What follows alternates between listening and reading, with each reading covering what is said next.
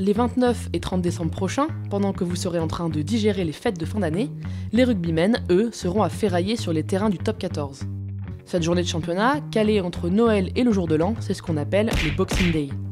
Un concept qui vient du football anglais et qui a été mis en place en top 14 en 2009, en collaboration entre la Ligue nationale de rugby et le diffuseur Canal+.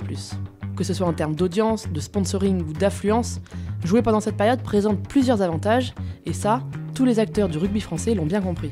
Avec cette journée, le top 14 s'assure d'abord une visibilité inédite. C'est une période très vierge d'événements sportifs. Aucun des sports majeurs français ne joue à cette date-là.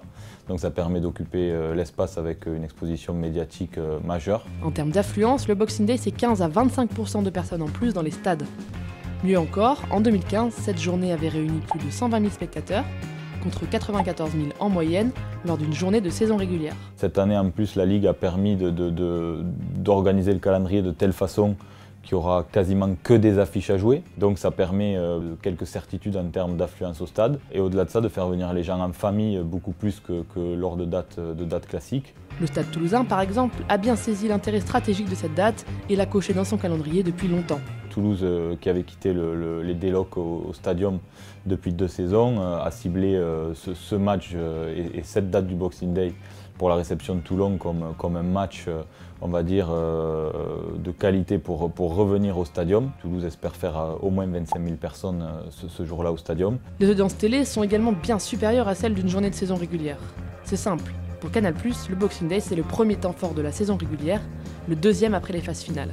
Cette année, pour la première fois, 6 matchs seront diffusés sur Canal+, et 1 sur Canal+ Sport.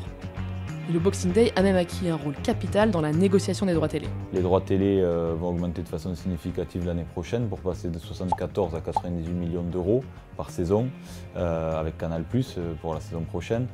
Et la Ligue demande à Canal+ et plus largement aux diffuseurs qui sont mis en appel d'offres ces dernières années un traitement particulier sur le Boxing Day. Si certains acteurs du rugby français étaient d'abord réticents à jouer pendant les fêtes, le Boxing Day s'est progressivement ancré dans la tradition du rugby français.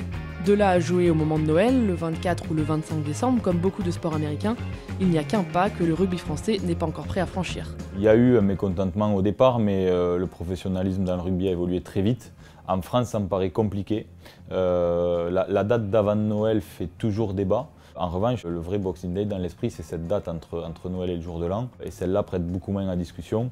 Je pense que la Ligue et Canal aussi ont tiré les enseignements du débat qu'il y a pu avoir sur la proposition de la date du 24 décembre et recentre le débat beaucoup plus sur cette date du 29 et du 30 de cette année.